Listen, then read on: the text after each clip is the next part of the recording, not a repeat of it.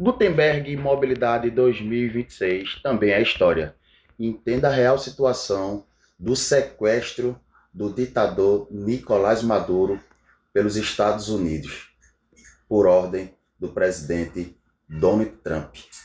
Vejam a seguir. O ano começou daquele jeitão. Ao comando de Trump, os Estados Unidos simplesmente invadiram a capital da Venezuela, Caracas, e capturaram Maduro e sua esposa. Mas como foi que essa confusão toda aí começou? E o mais importante, os Estados Unidos podem fazer o que eles fizeram? Meu nome é Caio, eu pego temas complicados e descomplico aqui de forma simples e visual. É o que você vai ver hoje. O que é que tá acontecendo lá na Venezuela? O buraco é muito mais embaixo do que você tá imaginando. Trump já vinha aumentando o tom contra a Venezuela, dizendo que Maduro, presidente da Venezuela, na verdade não é presidente não, é narcotraficante. E bate de pé junto dizendo que o país está virando massa de imigração para os Estados Unidos. Além disso aí, tem outro ponto muito importante nessa narrativa toda. Os Estados Unidos passaram a dizer abertamente, publicamente, repetidamente que o governo de Maduro, na verdade, está ilegível. Ou seja, o cara forjou as eleições para poder ser o presidente. Só que existe um outro lado nessa história, para muita gente, para muito crítico e para muito especialista, o interesse dos Estados Unidos na Venezuela é outro. Daqui a pouco a gente vai ver qual é. Ao longo de 2025, o bagulho foi ficando mais intenso. Os Estados Unidos resolveram partir para cima. De que forma? Primeiramente com sanções, principalmente ali no setor de energia. Depois, os Estados Unidos reforçou o mar do Caribe ali, fazendo a operação de atacar algumas embarcações que cruzavam ali, né, o território americano. E o gesto mais simbólico de todos, simplesmente o envio do maior porta-aviões para os mares venezuelanos. Ou seja, a pressão deixou de ser só diplomática e econômica e passou a ser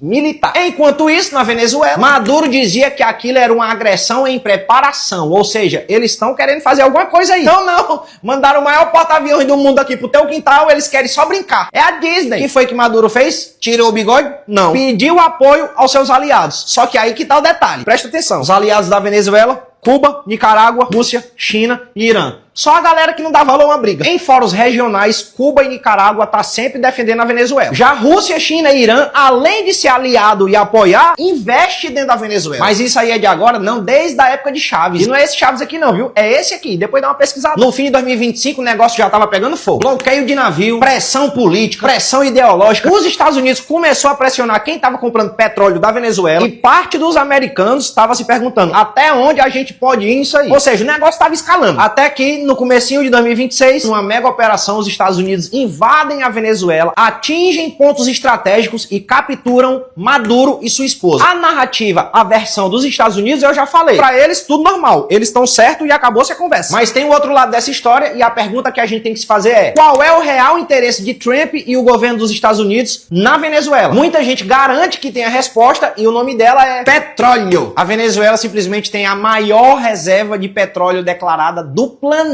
São mais de 300 bilhões de barris. Ganhamos de Arábia Saudita, Canadá e até mesmo dos Estados Unidos. A dívida americana são 38 trilhões de dólares. Será que tem alguma coisa a ver aí? Não sei quanto é que tá o preço do barril, mas se tiver ali 60 dólares, 60 vezes 300 bilhões, estamos falando de uma bagatela aí de quase 19 trilhões de dólares, só de petróleo. Mas aí você pensa, eita, então a Venezuela é podre de rica. E a resposta é não, acontece que lá só tem petróleo só. Não sei se é isso tudo, mas cerca de 90% da exportação da Venezuela é só de petróleo. Não tem mais nada. Pra você ter noção, em 2018 a inflação da Venezuela chegou a 1 milhão%. O salário mínimo dos caras é R$3. E não, isso não é uma piada. Quer dizer, a situação da Venezuela não tá muito bacana, não. Mas quem é nós pra rir disso aqui, né? O sujo falando mal lavado. Foi mal, vamos focar aqui. Por exemplo, a PDVSA, que é a empresa estatal de petróleo da Venezuela, é responsável praticamente por todo o setor de óleo e gás do país. E aqui que acontece um negócio interessante. A PDVSA é tipo a Petrobras da Venezuela, é do governo. Então, se é do governo, é de Maduro. Quer dizer que o Maduro que manda lá, manda, desmanda, tira gente, coloca gente. O que aconteceu ao longo do tempo é que ele foi tirando pessoas de cargos técnicos, né, de profissionais que sabiam o que estavam fazendo, e foi colocando a galera do regime dele. Ou seja, quer formado em petróleo, entende tudo, sai, bota o menino aqui, ó, como é teu nome? Não sei não, mas bota lá, vai. O que foi que aconteceu? A produção caiu. Pra quem produzia mais de 3 milhões de barris por dia, e agora tá produzindo cerca de 900 mil, eu acho que o negócio desandou. Quer dizer, pra muita gente, até pra grande parte dos venezuelanos, o Maduro simplesmente saqueou a empresa estatal de petróleo. E quem vai resolver esse problema? A população?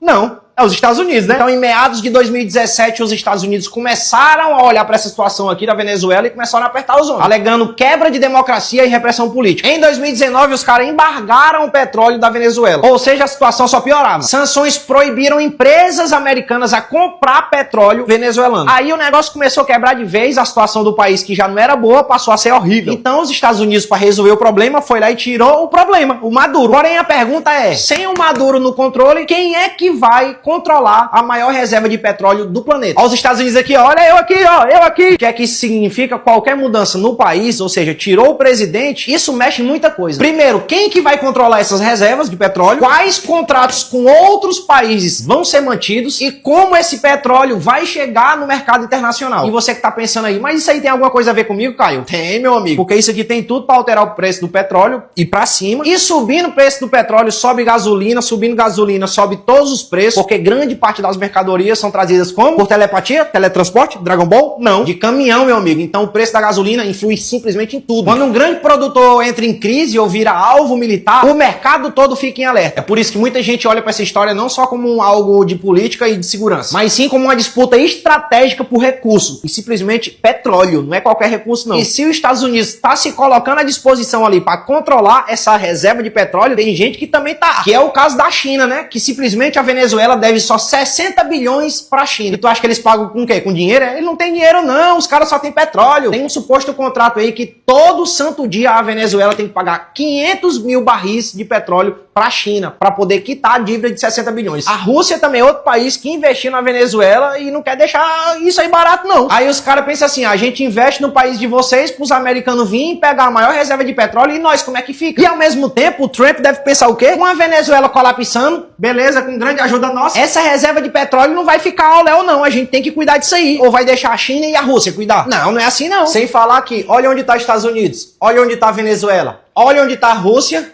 e olha onde está a China. Tu acha que os Estados Unidos vão deixar os principais rivais dele controlar um negocinho que está do lado deles aqui, vizinho? Claro que não. Obviamente o governo venezuelano recrimina essa ação dos Estados Unidos. Vários outros países também criticaram essa ação dos americanos. Inclusive o Brasil, que Lula falou que isso aí ultrapassa uma linha inaceitável e também que é uma afronta gravíssima à soberania. Por isso que muita gente aponta essa ação dos Estados Unidos como ilegal do ponto de vista internacional. E fica uma narrativa no ar, né? Se uma grande potência está fazendo isso hoje, amanhã outra pode fazer também. Meu amigo, no Senado aqui em Fortaleza tá bom demais. Porém, também é importante mostrar o fato que existe parte dos venezuelanos que aplaudiram essa ação dos Estados Unidos, que se sentiram livres da ditadura do Maduro, e é muito fácil de ver vídeos aí nas redes sociais de pessoas comemorando essa ação dos Estados Unidos. Já no lado político, o Supremo da Venezuela determinou que a vice-presidente Delcy Rodrigues assuma o comando do país. Por sua vez, Trump foi a público e disse que ele vai administrar a Venezuela e colocar o petróleo para funcionar de novo, junto com a ajuda da liderança interna da Venezuela. Ele afirmou também que a vice-presidente Delcy Rodrigues estaria disposta a cooperar com os Estados Unidos, mas não foi bem o que ela falou não. Em cadeia nacional, ela falou que isso foi um sequestro ilegal e que Maduro continua o único presidente da Venezuela e pede a libertação dele e de sua esposa já. Enquanto isso, Maduro foi levado para os Estados Unidos e deve passar por uma audiência num tribunal lá em Nova York. Os aliados da Venezuela, China, Rússia e os outros países começaram a se pronunciar, ou seja, ainda vai rolar muita coisa nisso aí. Porém, teve presidentes que já se pronunciaram a favor dos Estados Unidos, é o caso do da Argentina, e alguns falaram que isso é um passo necessário contra um governo ditador. Ou seja, sempre vai haver vários lados dessa situação, vários pontos de vista. O assunto vai muito além desse negócio de direita e esquerda, é uma parada muito mais complexa que vale a pena o nosso tempo dedicado a isso aqui. Enfim, o objetivo desse vídeo não é mostrar pra você quem tá certo ou quem tá errado, é mostrar os fatos. E se teve algo que eu falei aqui que a informação não foi passada corretamente, te convido a corrigir aqui nos comentários. Então, se esse vídeo te ajudou a clarear um pouco a mente, eu peço compartilha aí pra algum amigo que tá boiando nesse assunto. Deixa uma curtida, aproveita e me segue para ver mais vídeos como esse.